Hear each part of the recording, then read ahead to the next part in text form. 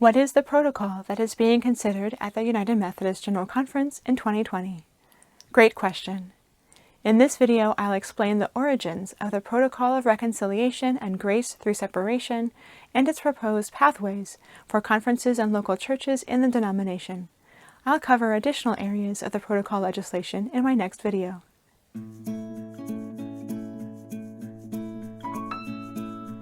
The assumption underlying the protocol is that separation is the best means to resolve some of the differences that have caused decades of conflict in the United Methodist Church. The goal of the protocol is to allow groups within the church to move forward in authentic faith and ministry. Bishop John Yambasu of the Sierra Leone Episcopal area in Africa started the dialogue that led to the protocol. He invited leaders from across the United Methodist theological spectrum, and they tried to come to mutually agreeable terms of separation for the denomination. The group also met with an experienced professional negotiator to help them reach an agreement. This was not a group of General Conference delegates or an official body of the denomination. This was an unofficial group that used their own time and money to create the protocol as an offering to General Conference. The group released the Protocol of Reconciliation and Grace through Separation in early January 2020, then developed legislation to implement the protocol. The legislation was approved by the Cavite Annual Conference in the Philippines to be forwarded to General Conference for consideration in May 2020. The protocol signers are committed to promote the protocol instead of any conflicting plans they may have developed or supported, to defend the legislation's constitutionality, to persuade their constituent groups to adopt the protocol at General Conference, and to release claims on additional assets of the post-separation churches beyond what is stipulated in the protocol. The protocol stands as a unit. If any part is deemed unconstitutional, the entire agreement is null for the signers. In the protocol, the United Methodist Church continues as an entity after General Conference and is referred to as the Post-Separation United Methodist Church.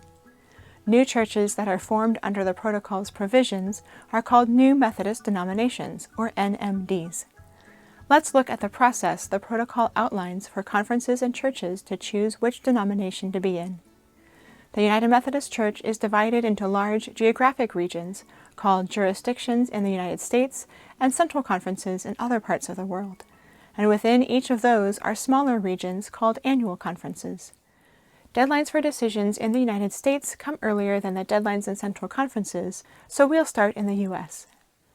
Jurisdictions cannot decide whether to stay or to join a new Methodist denomination, but individual annual conferences can.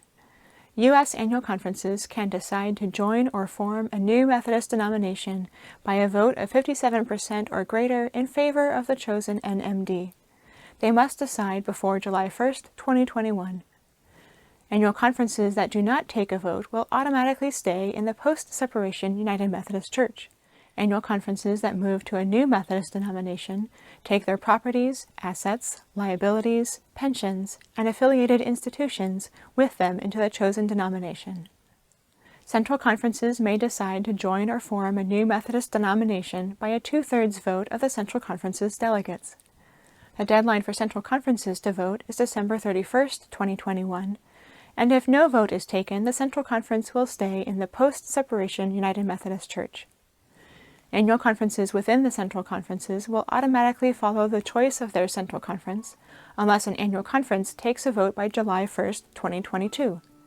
If a Central Conference stays in the post-separation United Methodist Church, an annual conference may choose to vote to join or form a new Methodist denomination, taking its assets and liabilities. And if a Central Conference passes a vote to join or form a new Methodist denomination, an annual conference there may choose to vote to instead remain in the post-separation United Methodist Church. Annual conferences in the Central Conferences need to pass a vote by 57% or more to make a different choice than their Central Conference. Local churches in any region will by default follow the decision made by their annual conference, but local churches can also decide to take a vote to make a different choice by December 31, 2024.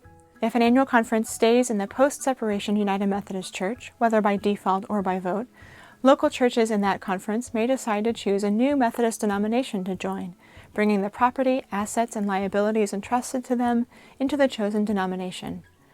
Or if an annual conference goes to a new Methodist denomination, Local churches may vote to stay in the post-separation United Methodist Church. Before a local church takes a vote, the Church Council determines whether the vote will carry by simple majority or by 2/3. Let me summarize the proposed process again. The largest decision-making conference body in each region can stay in the post-separation United Methodist Church or take a vote to join or form a new Methodist denomination. In the central conferences, annual conferences will default to staying with their central conference, but can take a vote to make a different choice. Local churches in all parts of the denomination will stay in their annual conferences by default, unless they take a vote in favor of a different option. There's still more of the protocol to cover. My next video will explain more aspects of the proposal. If you have any questions about what I've explained so far, or suggestions for future videos, leave a comment below. You can also subscribe to get notifications about my future videos. Thanks for watching.